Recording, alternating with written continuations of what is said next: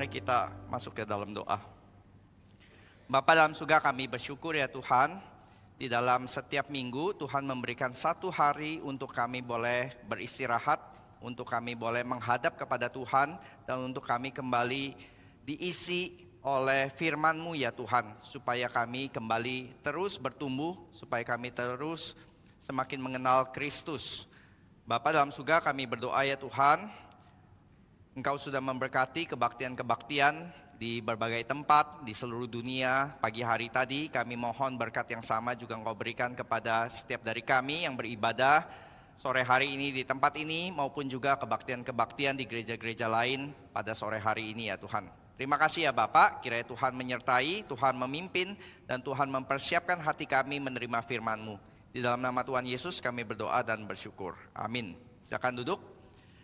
Bapak Ibu, kita sedang membahas 10 perintah Tuhan, dan kita sedang masuk di dalam perintah yang kedua. Jangan membuat berhala, jangan membuat patung, dan kita sudah membahas perintah yang kedua ini sebanyak 2 kali, dan hari ini kita melanjutkan dengan satu tema yang berjudul We Become Like We Worship. Nah ini ya, kita menjadi seperti yang kita sembah. Nah ini kita hari ini akan membicarakan tentang konsekuensi maupun juga penghakiman bagi orang yang menyembah berhala. Saudara, kita sudah membahas bedanya perintah yang kedua dengan perintah yang pertama. Perintah yang pertama membahas tentang who, siapa yang kita sembah. Tetapi perintah yang kedua lebih membahas tentang bagaimana kita menyembah, tentang how gitu ya. Kalau yang pertama lebih membahas tentang Tuhan yang sejati, yang kedua kita membahas tentang ibadah yang sejati. Nah hari ini kita membahas satu prinsip utama dari, sebenarnya ini diambil dari satu buku ya, yang dengan judul yang sama, We Become What We Worship, oleh seorang ahli Alkitab bernama G.K. Beale. Sekarang dia ini sedang menjadi profesor di Westminster Theological Seminary ya.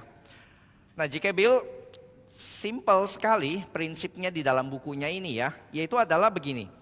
What people revere, they resemble either for ruin or for restoration. Atau dalam bahasa Indonesianya, kita akan menjadi serupa dengan apa yang kita sembah.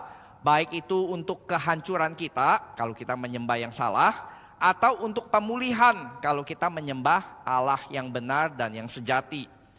Nah saudara, kita sudah tahu di dalam Alkitab bahwa kita ini diciptakan sebagai makhluk yang menyembah. Makhluk yang otomatis mau tidak mau, kita tidak punya pilihan kita menyembah atau tidak menyembah. Pilihannya adalah kepada siapa kita menyembah.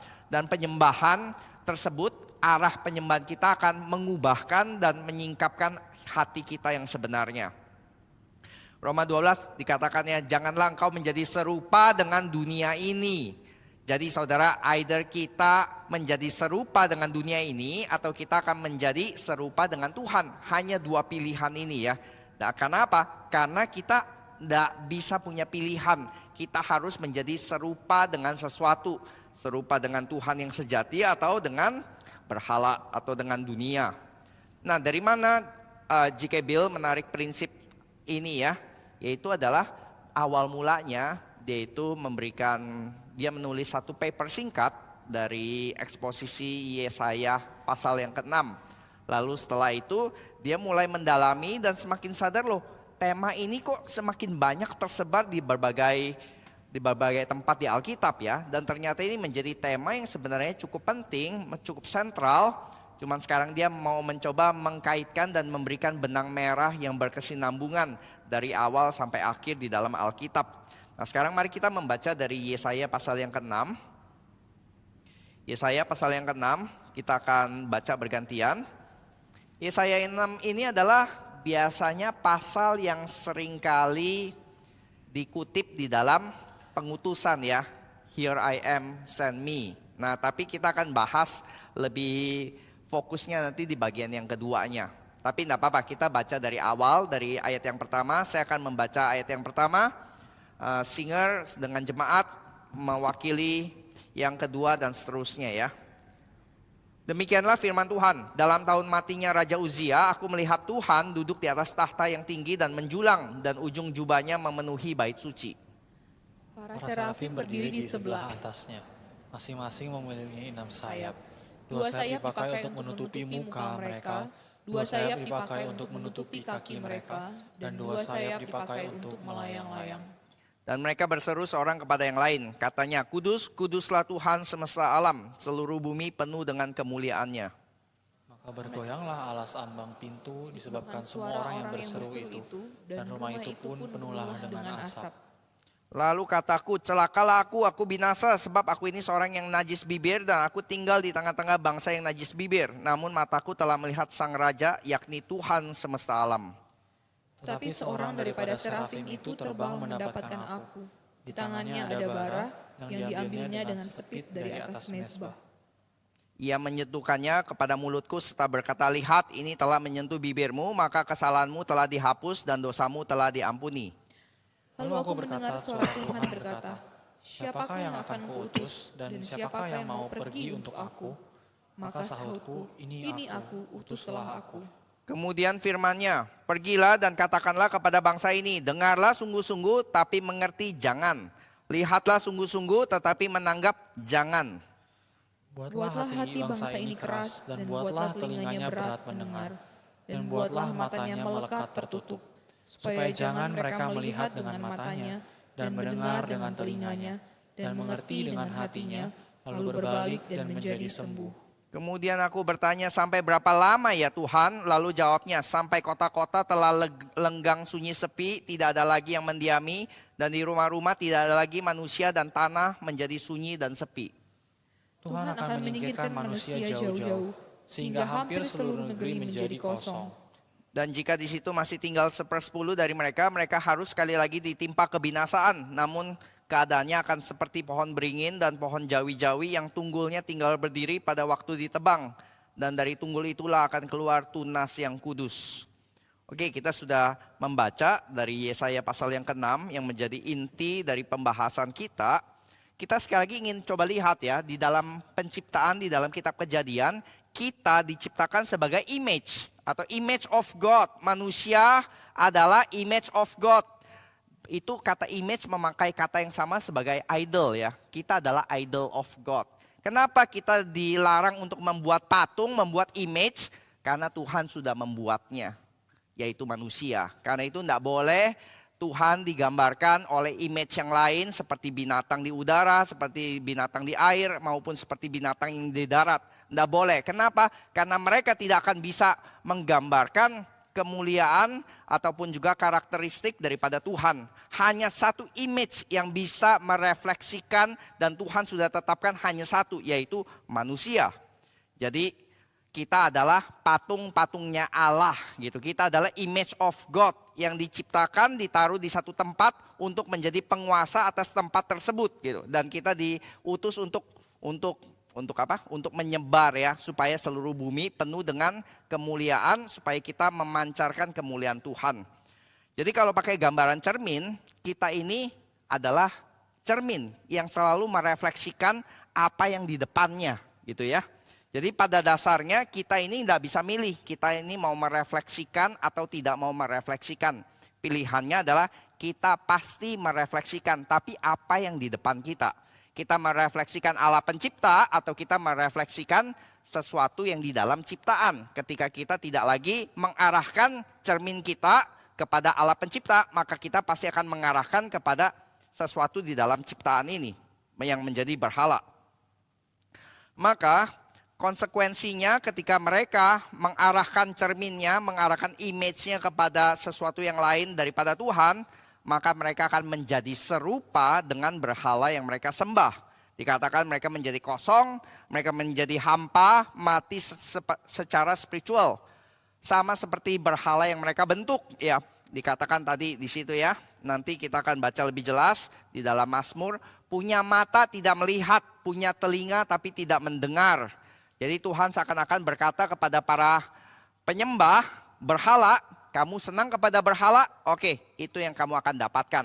Kamu akan menjadi seperti berhala. Mereka punya mata tapi tidak bisa melihat. Mereka punya telinga tapi tidak bisa mendengar.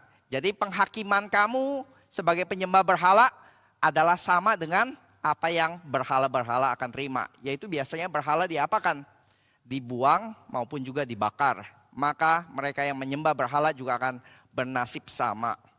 Saudara, kita akan membaca satu ayat lagi, yaitu kita mau berkata penghukuman Tuhan itu berbeda-beda ya, sangat tergantung konteksnya. Misalnya di Amos, coba kita baca dari Amos 8 ayat 11 sampai ke 12.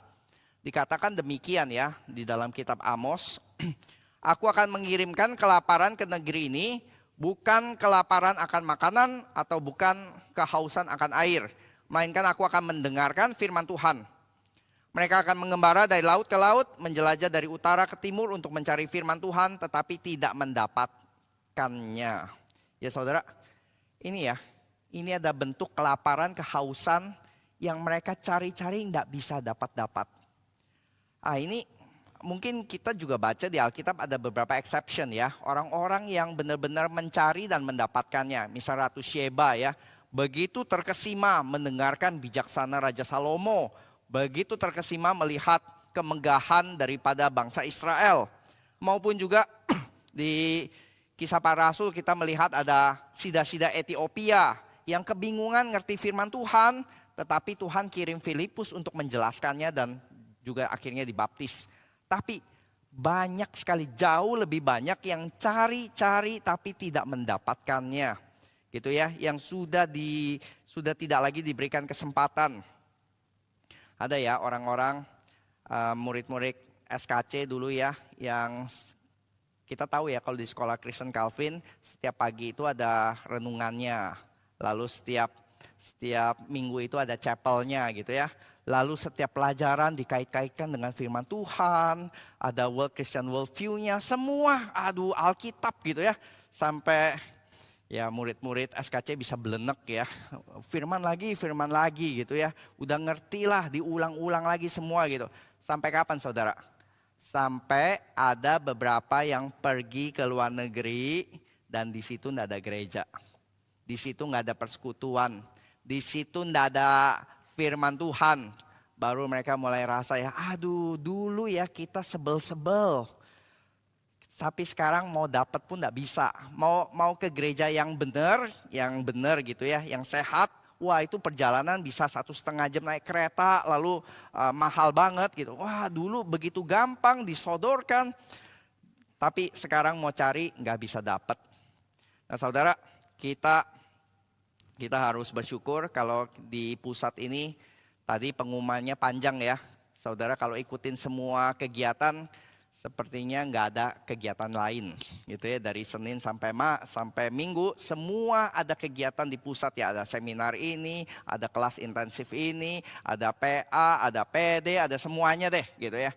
Tetapi ya ini ya kesannya begitu banyak melimpah. Tapi saudara coba lihat bahwa ini adalah anugerah yang masih Tuhan berikan. Mungkin ada satu masanya Tuhan tidak berikan lagi kepada kita. Jadi selama ini masih tersedia, selama ini masih available, mari gunakan kesempatan ini.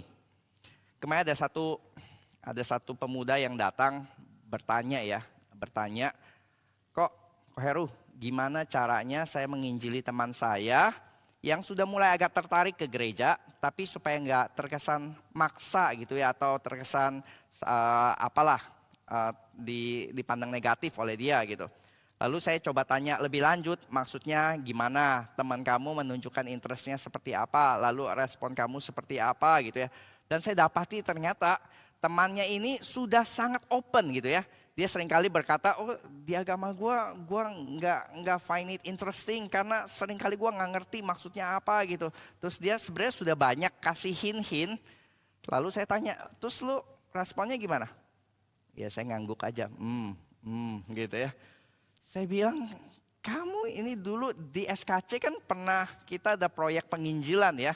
Gimana masuk berbicara membawakan ini tema-tema tentang Injil. Kita bisa berbicara kepada tukang bakso, kepada supir Grab gitu ya. Kita mencoba mengarahkan pembicaraan masuk kepada Injil gitu. Dan betul kadang ada orang yang nggak tertarik gitu ya. Sudahlah itu bukan sesuatu yang kita mau diskusikan. Tapi ada juga yang orang yang sangat interest justru gitu. Ketika kita bahas dia malah tanya lebih lanjut lagi, diskusi, dan ternyata sangat open. Lalu saya bilang, Ini kita pakai metode penginjilan, kita berusaha untuk mancing-mancing, kita berusaha untuk masuk. Ini kamu terhadap temanmu ini loh yang sudah kasih gitu ya, sudah open, tinggal kamu responi, tapi malah kenapa nggak direspon? Jadi saya nasihatin ke dia sebelum kamu ajak dia ke gereja,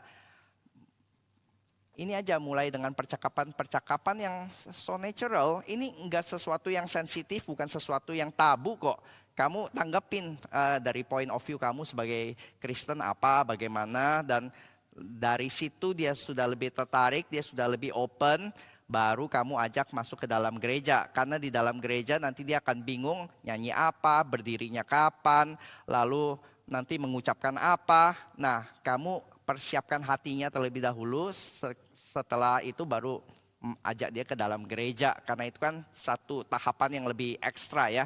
Dan pergunakan momen Natal saya bilang ya. Momen Natal nanti kan ada Indonesia Arena ya tanggal 24. Nah itu ya bilang aja. Kalau datang ke Indonesia Arena biasanya mesti nonton Dua Lipa loh. Konser Dua Lipa kan di situ ya. Tapi gagal gitu. Nah di sini gratis. Ya memang bukan Dua Lipa tapi Stephen Tong sih. Tapi nggak apa-apa. Kita bisa datang lihat Indonesia Arena yang baru masih grace. Dan kamu memang pengen tahu tentang kekristenan kan? Nah ini saatnya gitu. Natal itu apa sih? Maknanya apa? Kenapa kita merayakan Natal? Kenapa bukan hanya orang Kristen yang merayakan Natal? Lalu mulai dari situ ajak lebih lanjut lagi. Supaya apa? Karena jangan-jangan ada orang yang mencari-cari tapi tidak dapat. Itu karena kitanya yang gak berespon. Karena kitanya yang gak peduli gitu. Maka nanti ada Indonesia Arena 24 Desember 17.000. Mari kita berusaha mengingat siapa ya orang teman di kantor atau saudara jauh atau siapapun di WA group yang kita bisa sama-sama ajak yuk ikut Natalan di Indonesia Arena tanggal 24 Desember. Jadi pakai kesempatan ini untuk mengajak siapa tahu orang-orang tersebut sebenarnya sudah sangat ready untuk dituai tapi mereka tidak datang karena tidak ada yang mengajak. Biarlah kita menjadi orang yang dipakai Tuhan untuk mengajak. Tapi penghukuman Tuhan, kalau yang tadi cari-cari tidak dapat, yang lebih mengerikan adalah penghukuman Tuhan di Yesaya tadi ya. Mereka datang, mereka dengar, mereka lihat, tapi tidak menanggap. Jadi ini sudah lebih serius lagi ya penghukumannya gitu ya. Mereka ini benar-benar sudah dapat firman, mereka dengar, mereka lihat juru selamatnya bahkan ya nanti di dalam New Testament. Tapi mereka tetap tidak percaya. Jadi seakan-akan keluar masuk kiri, keluar kanan. Jadi penghukuman Tuhan di sini beda ya. Yesaya diutus kepada bangsa memberitakan firman, berarti mereka firman available untuk mereka. Tapi mereka punya telinga tapi mereka nggak dengar. Ya saudara di sini kita lihat ya. Ini penghukuman yang diberikan kepada mereka yang menyembah berhala. Tapi Pak, di sini kan nggak ada ngomongan tentang berhala ya. Nggak ada loh di dalam Yesaya 6 tadi gitu ya. Nggak ada referensi kepada berhala gitu ya. Di sini bagaimana kita bisa berkata ini adalah hukuman kepada dosa berhala. Nah di sini saudara, kita coba lihat lagi ayat yang ke-9, yang ke-10 ya. Ini menjadi tanda karena dimanapun ayat-ayat ini keluar, ini selalu merefer kepada satu penghukuman, satu dosa secara spesifik, yaitu dosa pemberhalaan. Yaitu apa?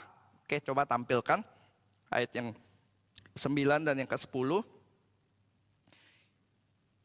Sudah ada ayat 9 dan ke-10, Yesaya situ ya. Yaitu adalah dengar sungguh-sungguh tapi mengerti jangan. Lihat sungguh-sungguh tetapi menanggap jangan. Lalu ayat yang ke-10. Buatlah hati bangsa ini keras dan telinganya berat mendengar. Buatlah matanya melekat tertutup supaya mereka melihat dengan matanya, mendengar dengan telinganya. Jadi ini ada satu terminologi yaitu adalah organ failure ya. Organnya ada tapi nggak berfungsi. Punya mata kan untuk melihat tapi nggak bisa lihat. Punya telinga tapi nggak bisa dengar. Nah ini setiap kali ini muncul saudara, ini dikatakan hanya merefer kepada penghukuman satu dosa spesifik, pemberhalaan. Karena kita lihat ya, dosa tertentu hukumannya bisa beda-beda. Dosa mencuri misalnya ya, mencuri keledai tetangga. hukumannya apa? Ganti rugi 4 kali lipat gitu ya. Dosa misalnya bernubuat palsu, nah hukumannya apa? Mungkin rajam batu gitu. Tapi hukuman ini ya, punya telinga tapi nggak bisa mendengar, punya mata tapi nggak bisa melihat, itu hukuman hanya kepada satu dosa tertentu, spesifik, yaitu siapa? Penyembahan berhala. Kenapa? Coba kita lihat dari Yesaya 44. Ini ceritanya tentang bagaimana Tuhan sedang mengejek ya, kebodohan atau the foolishness of idolatry. Yaitu apa? Orang-orang tebang pohon, sambil tebang pohon, setengah pohonnya dipakai untuk bikin kayu bakar. Nanti dia bikin kue, bikin roti. Lalu setengah kayu sisanya dibikin apa? Dibikin pahatan menjadi patung, menjadi berhala yang lalu disembah. Lalu dia berkata, dari pohon yang sama, setengahnya untuk jadi kayu bakar, untuk dibuang, nantinya jadi abu, setengahnya lagi jadi sesuatu yang disembah, yang dia bikin sendiri. Dan dia dikatakan 44 ayat 18 ya. Orang seperti itu tidak mengetahui apa-apa dan tidak mengerti apa-apa. Sebab matanya melekat tertutup sehingga tidak dapat melihat, dan hatinya tertutup juga sehingga tidak dapat memahami. Sama ya.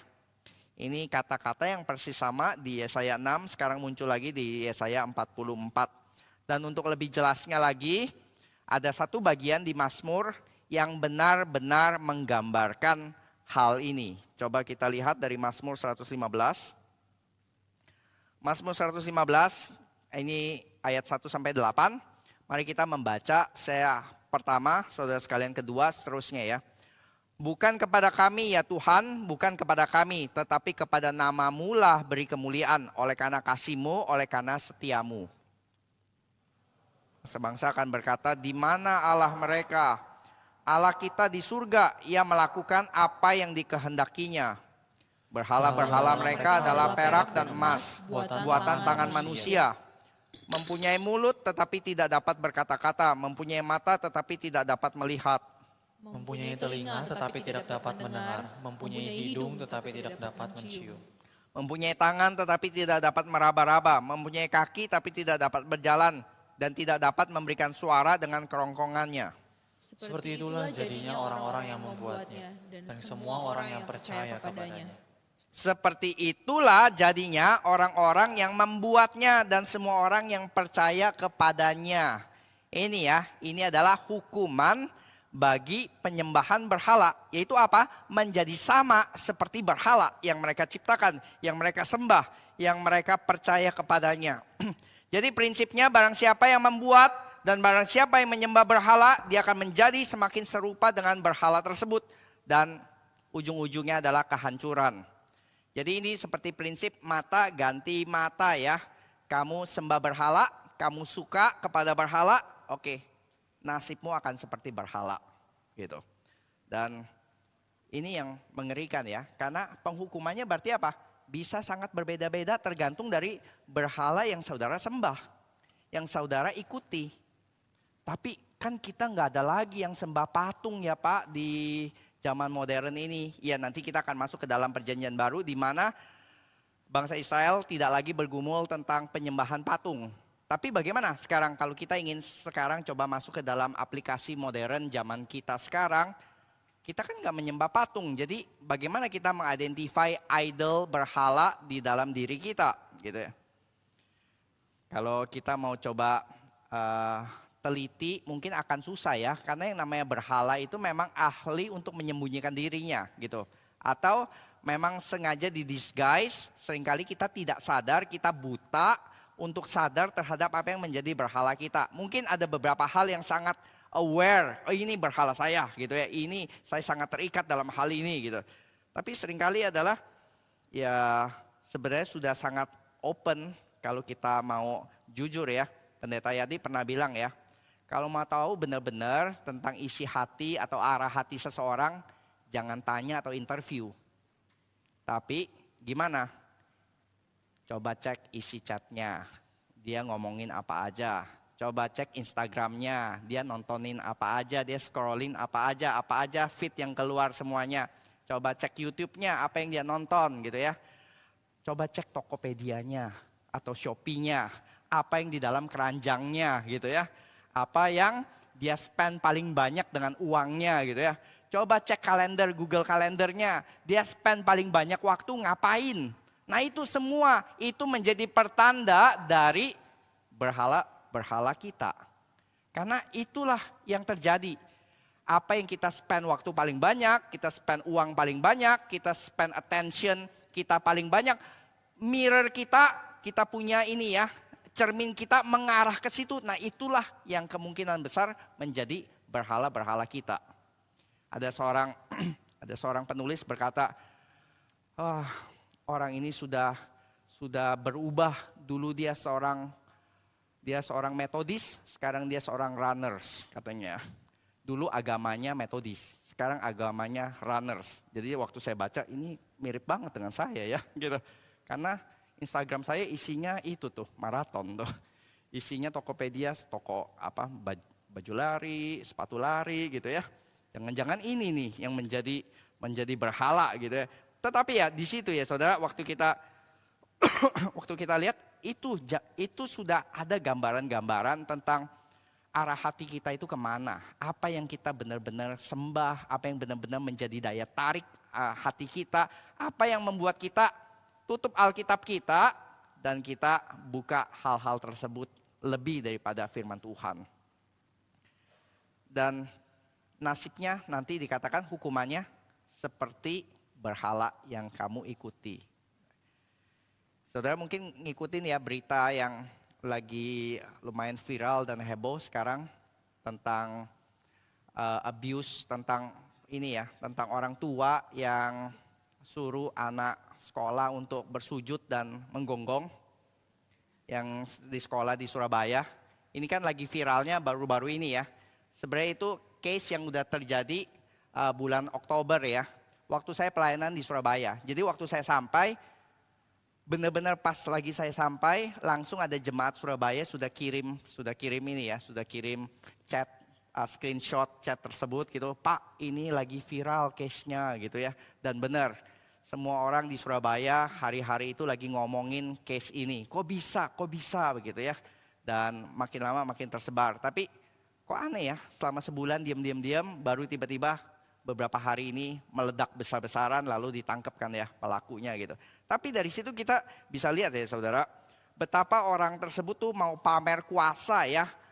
Katanya ya dia bawa pistol, dia bawa preman-preman banyak, lalu dia suruh orang sembah, sujud, lalu suruh gonggong gitu. Dan nah kita lihat hasilnya apa ya, hasil yang didapat dari apa yang dia lakukan. Dia pengen kuasa gitu ya, hasilnya justru dia nggak berkuasa apa-apa lagi ketika ditahan. Dia seakan-akan powerless. Lalu dia pengen minta disembah sujud, sekarang dipermalukan di seluruh dunia, di seluruh Indonesia lah. Gitu ya, waktu ditahan, tahanan-tahanan sudah ramai menyambut dia untuk sembah, sujud, gonggong. Gitu. Itu yang dia lakukan, yang dia minta, yang dia kejar. Nah, itu juga yang dia akan tuai. Jadi saudara, jangan main-main dengan berhala-berhala, karena berhala akan minta, berhala akan menuai apa yang kita sebar atau yang kita tanam gitu. Satu lagi ya, case-nya Steven Lawson, case seorang pendeta besar, 73 tahun, di-remove dari semua ministry karena apa? Karena inappropriate relationship with unknown woman. Dikatakan demikian. Masih sangat tertutup case-nya, kita tidak tahu inappropriate relationship-nya apa. Tetapi itu sudah membuat dia apa? Semua relationship yang dia sangat dekat dengan siapa ya? John MacArthur ya. Dengan beberapa yang lain-lain. Sekarang semuanya sudah meninggalkan dia. Semua khotbah-khotbahnya di-cut gitu ya dari gereja tersebut gitu. Jadi iya, dia bisa mendapatkan inappropriate relationship at the cost apa? Dengan bayaran apa? Dengan bayaran dia kehilangan appropriate relationship yang real dengan orang-orang terdekatnya, bahkan dengan keluarganya nanti ya. Jadi ya itu yang dituai ya. Apa yang kamu tabur, itu juga yang kita tuai ketika kita tidak lagi menyembah Tuhan dan mengarahkan cermin kita kepada berhala. Lalu kita lanjutkan, waktu Yesaya tanya sampai berapa lama? Sampai kota-kota telah lenggang sunyi dan tidak ada lagi yang mendiami dan seterusnya. Kota-kota kosong dan tanah menjadi sunyi sepi. Saudara, ini seringkali menjadi gambaran apa? Menjadi gambaran apa yang nanti terjadi kepada kota itu sudah terjadi sebenarnya di dalam rohani mereka. Mereka itu yang menyembah berhala dikatakan mereka menjadi kosong, mereka menjadi hampa. Orang yang menyembah berhala, rumah mereka mungkin penuh dengan patung. Tapi semakin penuh patung, semakin kosong isi hati mereka. Kemarin di satu masa kelas, Pendeta Gito dari Malang ya. Dia berkata demikian, orang yang kosong hatinya senantiasa mencari entertainment untuk mengisi kekosongan hatinya. Mengisi kebosanan dalam hatinya. Jadi kita sekarang bisa melihat, semakin masif entertainment di dalam masyarakat, semakin entertainment merajalela di dalam masyarakat, itu menandakan apa? Menandakan kondisi spiritual dalam masyarakat tersebut yang semakin kosong. Semakin kosong hati mereka, semakin juga mereka mencari entertainment untuk mengisi hati yang kosong mereka tersebut. Jadi saudara, dikatakan tanah-tanah kosong, sunyi sepi. Kenapa? Karena mereka terusir dari tanah perjanjian. Dan itu menyatakan keterpisahan mereka daripada Tuhan. Kenapa? Karena Tuhan sudah berkata, aku akan hadir secara khusus di dalam tanah perjanjian. Aku akan hadir di tanah perjanjian. Tetapi ketika bangsa Israel tidak mau relasi dengan Tuhan, mereka maunya berelasi dengan patung, mereka maunya berelasi dengan berhala, maka dikatakan kalau gitu kamu jangan di tanah perjanjian. Kamu pergi, kamu keluar. Karena mereka apa? Memilih berelasi dengan patung. Pak Jimmy pernah bilang ya, kita orang Geri nggak berelasi dengan patung, kita berelasi dengan patong katanya, gitu ya. Yeah. Tapi kita coba lihat ya saudara, Adam dan Hawa diusir dari taman, teralienasi dari hadapan Tuhan. Kenapa? Karena mereka gagal berfungsi menjadi image of God. Mereka yang harusnya menjadi image of God, mereka gagal, maka mereka dibuang daripada Taman Eden. Demikian juga bangsa Israel, ketika mereka memberikan cermin hidup mereka kepada berhala, maka Tuhan juga bilang kalau begitu, this is no longer your place. Maka kamu pergi keluar, diusir daripada tanah perjanjian, karena disitulah kehadiran Tuhan harusnya berada. Nah di sini kita harus bercermin ya, bagaimana kalau gereja yang harusnya menjadi tempat kehadiran Tuhan, tapi orang dunia ketika datang ke gereja, betapa celakanya ketika mereka datang ke gereja yang mereka lihat justru ketidakadilan. Yang mereka lihat justru adalah keegoisan, yang mereka lihat justru adalah pertikaian-pertikaian yang juga terjadi di keluarga mereka, yang juga terjadi di kantor mereka. Lalu apa bedanya? Kalau gereja tidak berbeda, kalau gereja tidak mencerminkan, merefleksikan karakter-karakter Tuhan. Maka Tuhan kasih warning supaya orang Kristen bertobat dari hidup yang sekarang ini dan meninggalkan berhala-berhala mereka. Tuhan memberikan warning kepada gereja, kalau tidak ada perubahan maka akan ada masanya Tuhan juga akan membuang gereja dan mereka tidak bisa lagi di hadapan Tuhan. Saudara, hukuman Tuhan paling ultimat dan paling mengerikan itu adalah dibuang dari hadapan Tuhan. Bukan hukuman misalnya secara finansial gitu ya. Karena kita bisa berkata ya, ada orang yang miskin, itu bisa orang Kristen, bisa juga bukan orang Kristen. Orang kaya, bisa orang Kristen, bisa juga bukan orang Kristen. Maka berkat Tuhan yang paling ultimat adalah kehadiran Tuhan. Hukuman Tuhan yang paling ultimat juga adalah dibuang dari hadapan Tuhan.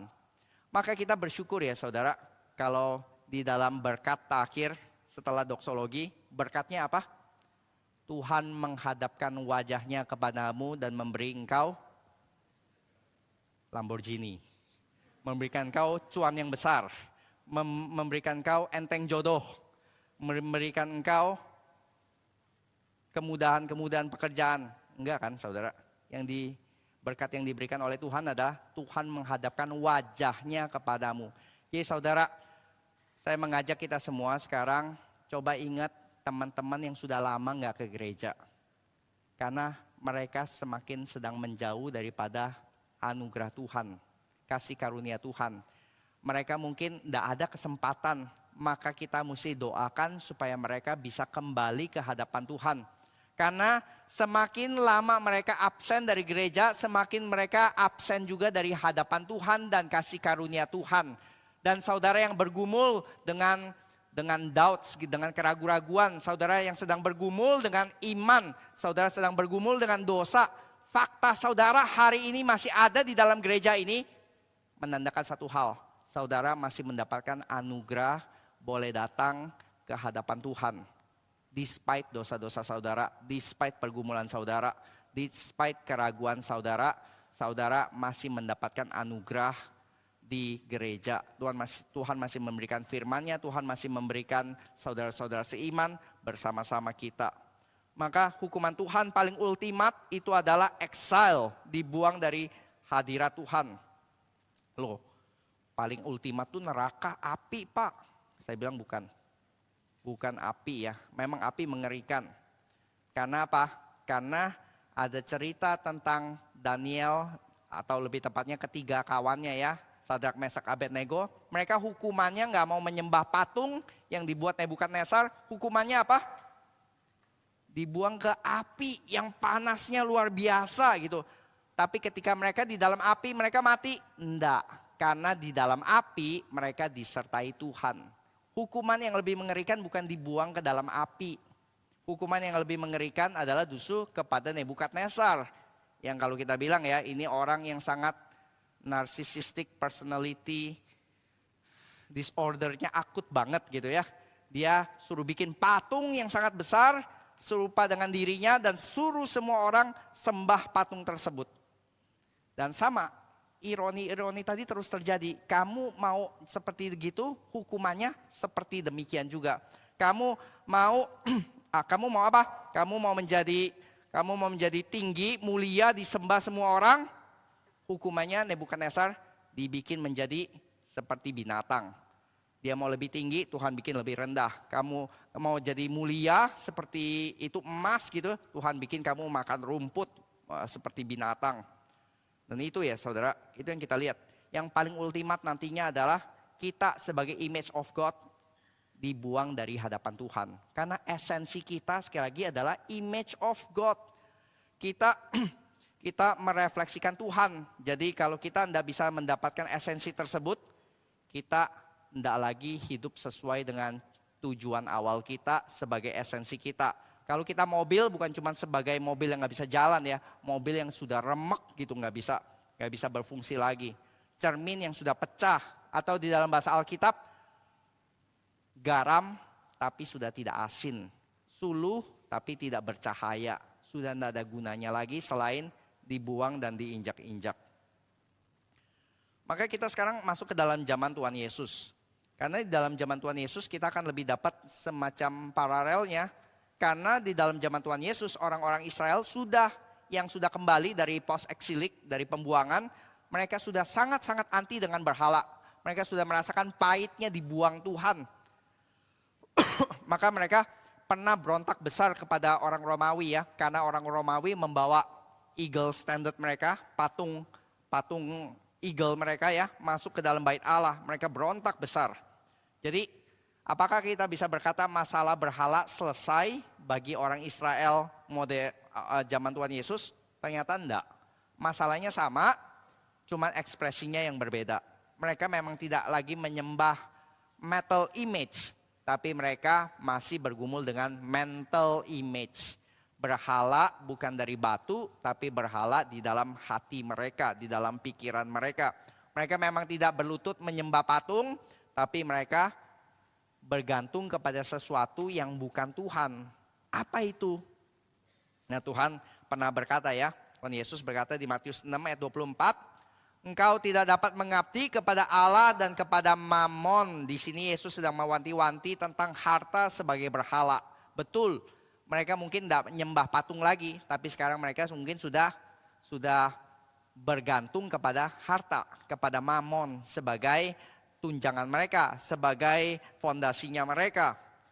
Maka kita juga melihat Tuhan Yesus itu berkali-kali ya mengutip Yesaya 6 ayat 9-10 tadi ya, yang nggak punya ini.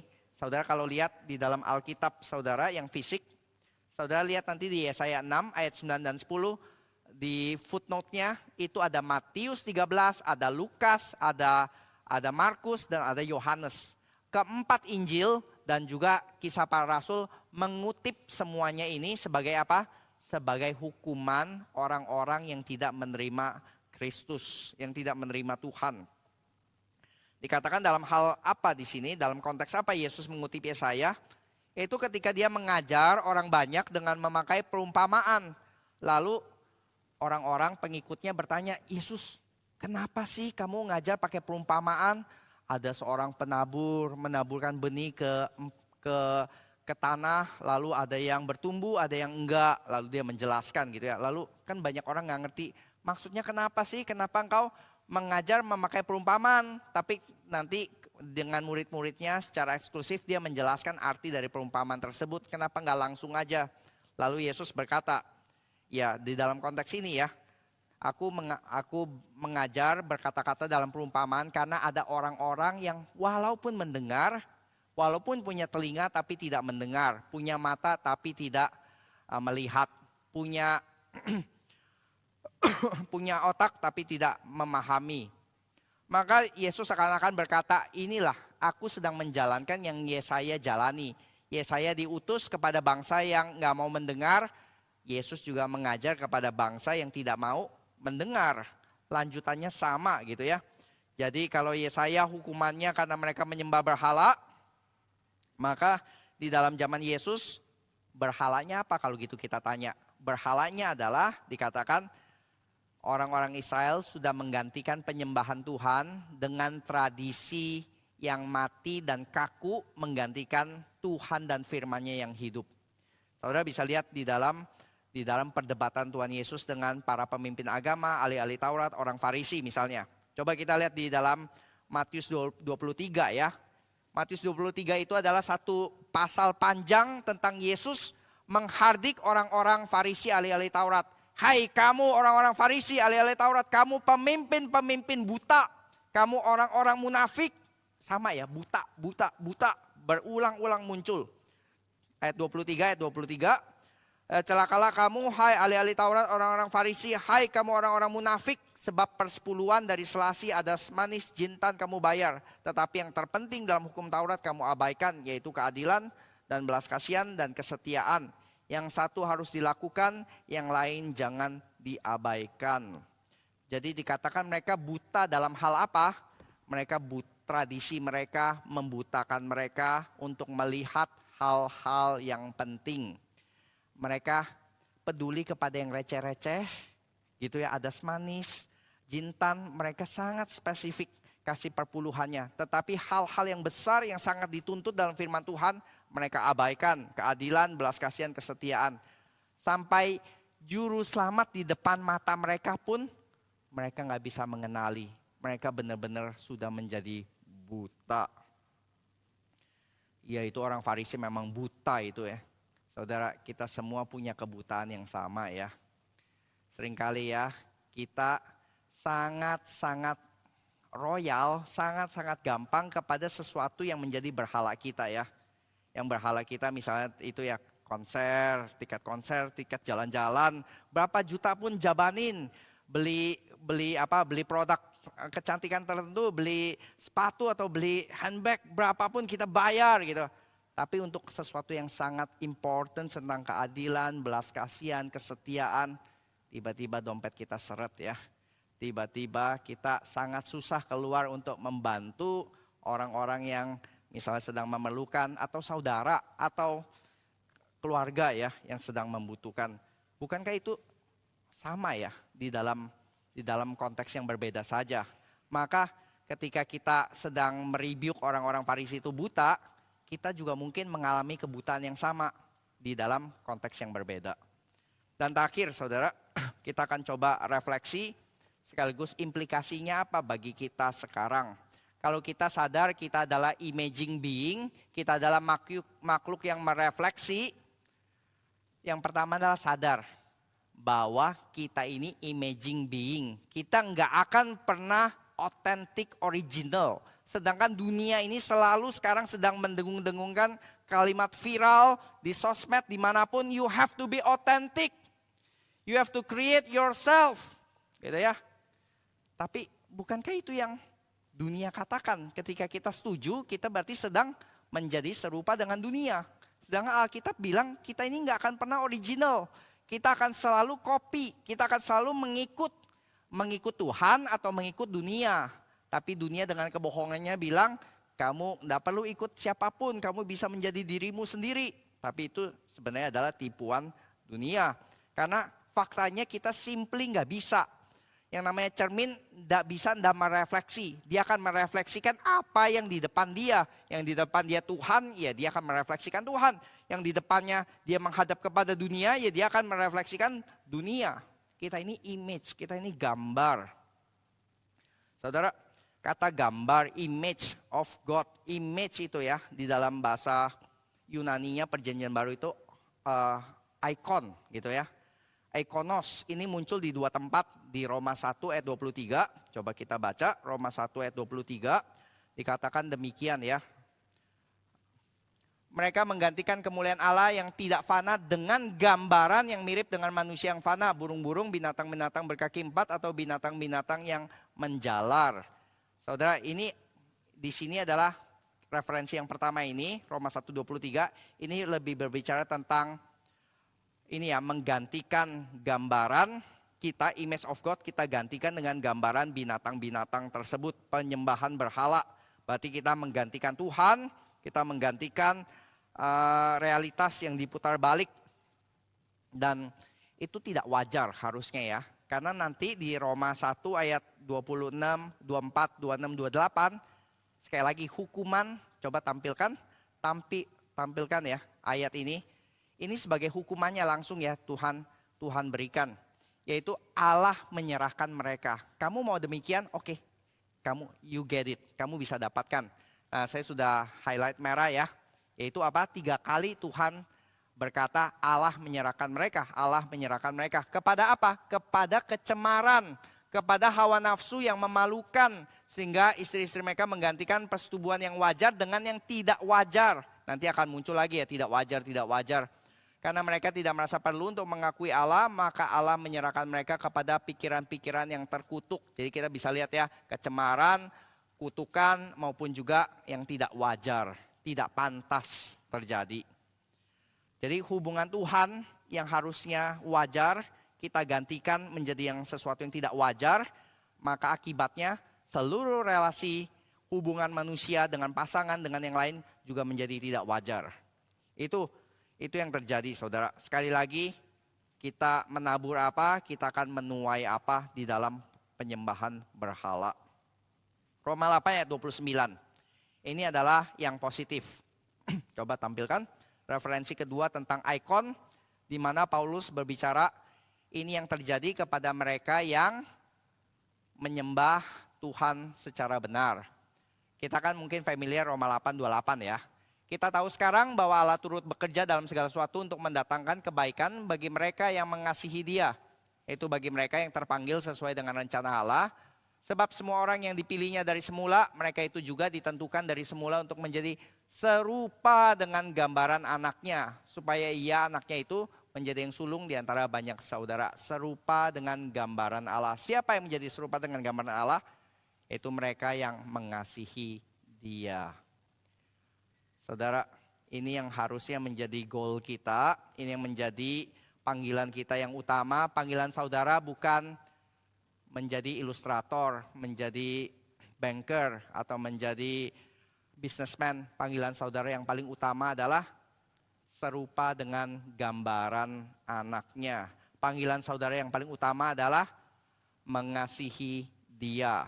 Karena mengasihi Dia, mencerminkan itu semua bisa terrefleksikan di dalam apa yang saudara kerjakan sebagai banker, sebagai semuanya yang lain itu.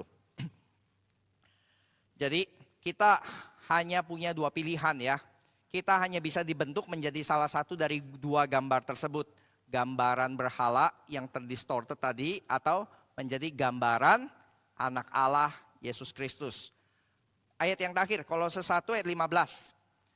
Kristus adalah gambar Allah yang tidak kelihatan, yang sulung lebih utama dari segala yang diciptakan. Ya saudara, kenapa orang sembah berhala? Karena mereka pikir berhala bisa memberikan benefit, mereka bisa memberikan kehidupan yang lebih layak, yang lebih kaya, yang lebih fruitful, bisa memberikan anak, bisa memberikan keuntungan, bisa memberikan cuan, bisa memberikan apapun yang diinginkan. Tapi at the expense apa? At the expense menjadi serupa dengan berhala yang membawa organ failure, yang membawa kematian. Tetapi barang siapa yang menyembah Kristus mendapati dia adalah Sang Pencipta. Dia adalah gambar Allah yang sempurna, yang rela mati agar kita mendapatkan kehidupan.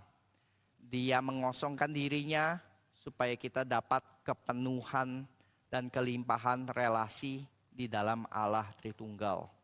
Mana yang saudara pilih? Di dalam berhala yang hanya bisa memberikan kekosongan dan kehampaan dan juga kematian, atau kembali kepada Kristus yang mati tapi bangkit dan memberikan kepenuhan bagi kita semua. Mari kita berdoa. Bapa dalam surga, kami sadar ya Tuhan, seringkali kami mengarahkan cermin kami mengarahkan image kami kepada dunia. Kami lebih mencari image-image yang dihargai oleh dunia. Tapi kami seringkali tidak melihat kemuliaan daripada image of God yang paling sempurna di dalam Kristus. Biarlah firman demi firman, biarlah di dalam pembacaan Alkitab kami sehari-hari, di dalam doa-doa kami semakin boleh dibukakan, dicelikan dari kebutaan kami ya Tuhan. Sehingga seperti lagu yang berkata seluruh dunia menjadi suram dan kami boleh melihat kemuliaan Kristus. Inilah yang kami mohon ya Tuhan pada sore hari ini. Biarlah mata kami tidak menjadi buta seperti berhala, punya mata tapi tidak melihat. Biarlah telinga kami boleh peka mendengar apa yang menjadi kehendak-Mu. Terima kasih ya Bapa. Kami berdoa juga bagi mereka yang mungkin sudah mulai undur di dalam kebaktian, yang sudah pernah bersama-sama dengan kami, tapi mereka tidak hadir lagi di dalam kekecewaan, di dalam pergumulan, ataupun di dalam alasan-alasan yang lain. Kiranya Engkau terus memberikan kasih karunia-Mu, menghantar mereka, mengajak mereka, menghadirkan mereka kembali untuk mendapatkan kasih karunia-Mu lagi, melalui firman, melalui persekutuan sesama orang percaya. Terima kasih ya Bapak, di dalam nama Tuhan Yesus kami berdoa dan bersyukur. Amin.